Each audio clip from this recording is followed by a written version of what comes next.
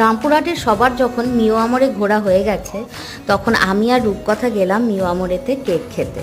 রূপকথা অনেক দিন থেকেই খুব এক্সাইটেড ছিল এখানে যাবে বলে। তারপরে আমরা গিয়ে দেখলাম আউটলেটটা বেশ ভালো করেছে, কিন্তু আউটলেটটা বড় হলেও এখানে কোনো টেবিল নেই যেখানে দাঁড়িয়ে খাওয়া যায়, বা এমনি হয়তো আস্তে আস্তে সেটা হয়ে যাবে। অনেক রকমের কেক আছে, যে কেকগুলো বাচ্চাদের বড়দের সবারই খুব পছন্দ হবে।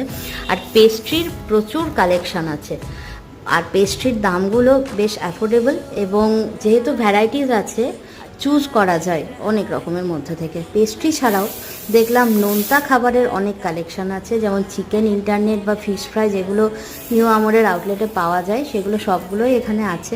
একটা চিকেন মিনি বার্গার, এটা দেখে আমার খুব ভালো লাগলো, এটার দাম ছিল মাত্র 22 টাকা। একটা চিকেন ইন্টারনেট খেয়ে আমরা চলে এলাম। আমার চ্যানেল ভালো লাগলে প্লিজ লাইক আর সাবস্ক্রাইব করো। Thank you.